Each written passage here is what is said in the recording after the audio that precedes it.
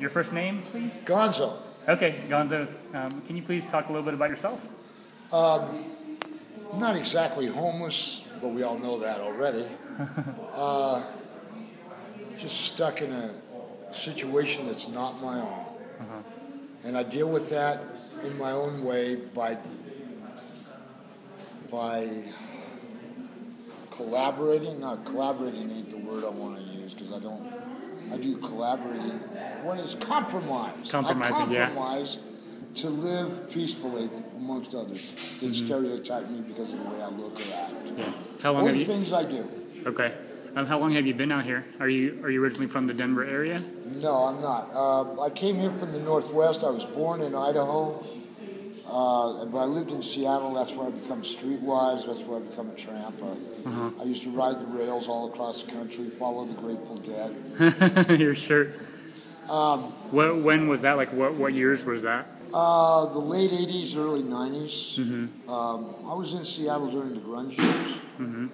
I left Seattle when Kurt Cobain killed himself. Okay. Haven't been back since. How did you end up in Denver?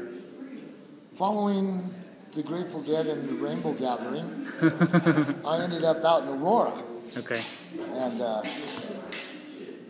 let's see, I was doing some day labor to try and get my food stamps and my money up because I followed the tour some more. I ended up drinking Everclear and Oldie for 2 weeks straight. Ended up in treatment, and I've been here ever since. Okay.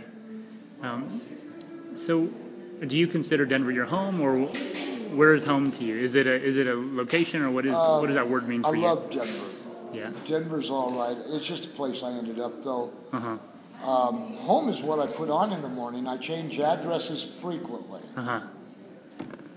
Okay. Are you interested in talking at all about the camping ban here? Yeah. I guess my first question is why is it illegal to sleep outside? I'm an American too. Yeah. Why can't I choose to live the way I want, like all Americans should have the right to do? Am I right or wrong? You're right. There you go. Okay. Do you the people that made that policy, do you have any idea of why they made that policy? What do you think? Stereotypical bullshit. That's all I can say. Yeah. Because we're all trained to, well, most of us in our generation and those before us, we grew up watching TV. We grew up thinking the American dream was the happy, leave it to beaver kind of family, to have the house, to strive to go to college, to do this and that, when we really don't have to.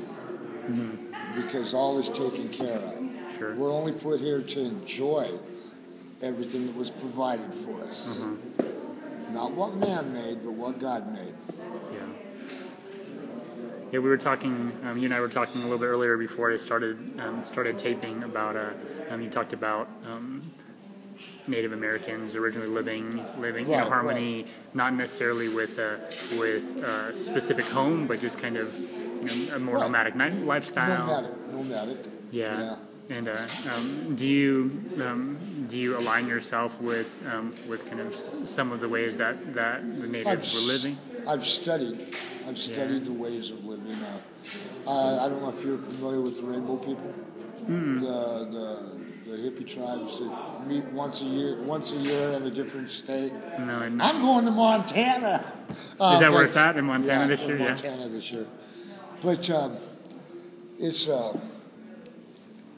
it's an educational way of looking at alternative lifestyles. And it's the acceptance of people living their own life and maybe sharing these ideas. It's the crossroads of the universe. You can't express it in words. You have to see it. You have to experience it.